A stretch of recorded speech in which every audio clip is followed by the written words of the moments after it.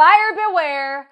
Don't purchase until you see this. We're going to discover why pest inspectors don't give a crap about rats and ants. And also why a simple change in moving to a different neighborhood could absolutely destroy your monthly payment. We're going in to buyer secret number 1. But on the fringe, woo!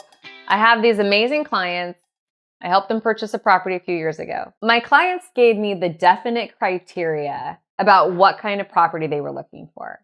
3 bedrooms, 2 bathrooms with a pool. That's it. They really wanted a pool, someplace to cool off in on a hot summer day. They were very specific about areas that they wanted, and we couldn't find exactly what they were looking for when we were searching. One day, my client sent me this address that she wanted to go see, this listing.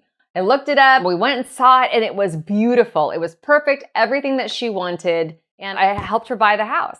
But something stuck with me, and it was, why didn't the system that I had put her criteria in send her this property automatically? And as I dug into it, I found out that it was 2 blocks outside of the zip code that she really wanted to be in. That's why it didn't show up in the portal that I had sent to her. So if you tell me that you don't want a house less than 1,700 square feet, and I put that into your criteria, you're only going to get a minimum of 1,700 square feet. But what if the perfect house is 1,698 square feet? My point in this is be a little flexible. If you're not finding what you're looking for, then expand just a little bit. Maybe change your square footage or change your lot size or change the location just a little bit to see what's on the fringe. Buyer secret number 2, pain the man. I had a situation with a client. These were lovely clients of mine. They saved their down payment money. They got pre-approved for a loan. They had a very specific budget they had to stay under.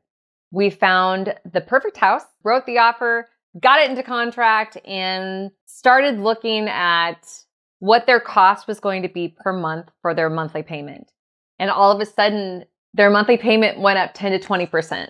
There were special taxes attached to the tax bill. Now, you get something for these taxes. They typically pay for schools, they pay for parks, sewage studies, drainage studies, police stations, fire departments. But my clients hadn't accounted for that into their monthly budget. Surprises are never good in real estate. And this unfortunately had a sad outcome. My clients couldn't buy the house.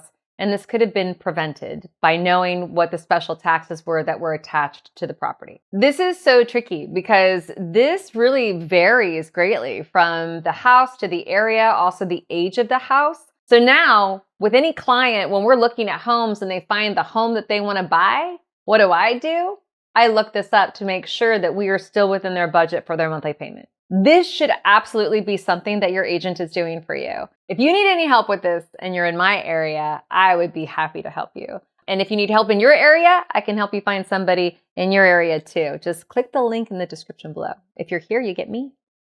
Buyer secret number 3, your lender interrogation. This is how it normally works when you are looking for a lender. You go to the bank and you just pick whoever is there, or you click a button online and then 10,000 lenders call you and you hope for the best. Don't do that.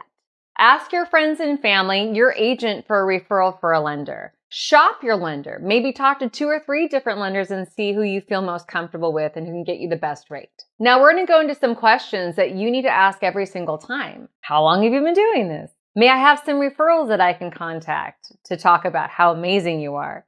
How many loans have you closed this year? And do you offer credit repair services?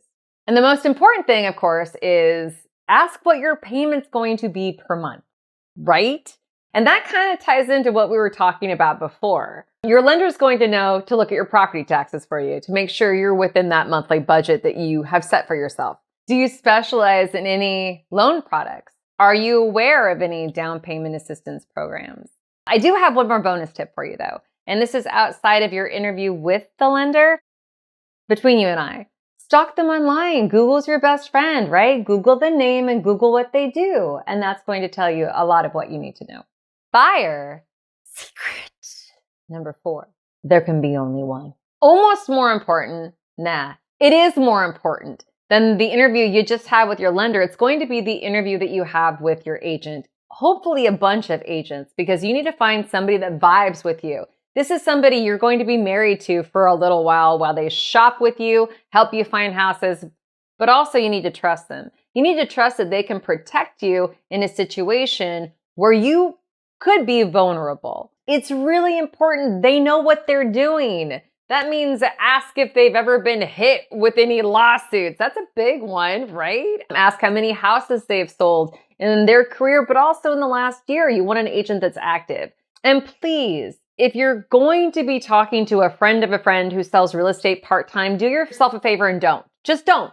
Interview all of the agents that you want. I know it can be cumbersome, but really, this is going to be your ride or die. So if you were on trial for murder, not that you are, but if you were, would you want a lawyer just out of law school? Probably not. You'd want a killer. You can't handle the truth. So just do your due diligence. Same thing, stalk your agent online. Check out Google, check out Yelp. But again, more importantly, see what their online reputation is like and what their reviews are. There is a big difference between an agent that has sold 10 houses and an agent that has sold hundreds of houses. That knowledge is invaluable and will definitely help protect you in environments and in transactions in an area that you're not familiar with. Interview enough agents to find one that has the skill, but also one that you enjoy hanging out with. Buyer secret. Number 5.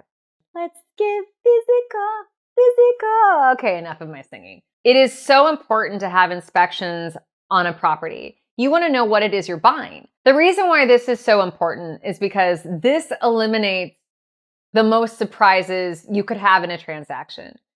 There are some inspections I always recommend my clients have. A home inspection. So this is going to be an overview of what the house has and doesn't have, and if there are potential defects or safety hazards. That's what the home inspection reveals. A pest inspection. So sometimes people get confused about what a pest inspection actually is.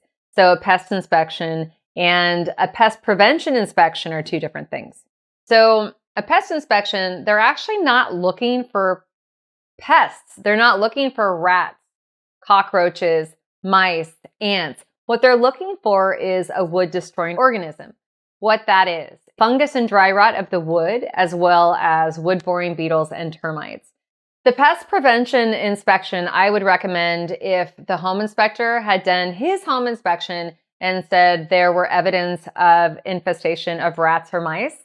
A roof inspection. If we don't know how old the roof is, this is really valuable to have done because roofs are really stinking expensive. A sewer inspection, it's called a sewer lateral. And what that is, it's when a plumber will pipe the sewer line with a camera so you can see if there are root intrusions or if the pipe is collapsing, which is very expensive. Then there's a mold inspection. If you or your family members are sensitive to mold, and if you know there's been water damage to the property, this is definitely one you don't want to skip. An electrical inspection.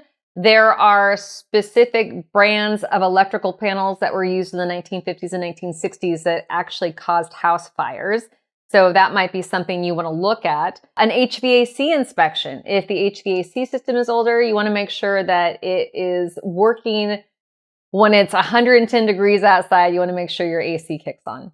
All of these, what do? There's a report that comes with all of these. There is a time in most transactions when the buyer is totally in the driver's seat. Check with your agent who will be able to tell you what this timing looks like. But based on the findings of these reports and you and the seller can't come to an agreed to compromise, you'll be able to walk away without a penalty. Based on the findings of these inspections, you have options. You get to look at these reports and say, Mr. Seller, I need you to give a credit. I need you to give a price reduction, or I need you to do some repair work for me. Sometimes the seller says yes. Sometimes he says no. Or you come to an agreement where the seller will give you a partial credit or do some repair work and you take the house as is. So it just all depends, but this is the reason why you need to have all of these inspections done so you're not surprised after you close escrow on this property and you move in and your HVAC system doesn't work. Buyer secret bonus. Hazy shade of winter. It's Christmas in July. If you can be flexible with timing, you can actually take advantage of a marketplace where a seller is more than likely pretty motivated to sell. People usually want to move when kids are out of school. So we're looking at May to September for a really hot home buying season. Sellers know that. That's when they put their houses on the market. That's when you see all the activity. But here's the thing. If the seller has his house on the market Thanksgiving, Christmas, New Year's, they know that that is not the hot home buying season.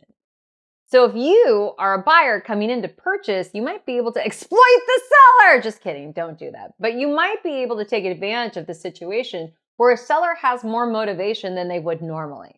I know you guys are thinking, you're thinking, what video Rosie is gonna want you to watch? It's this one right here.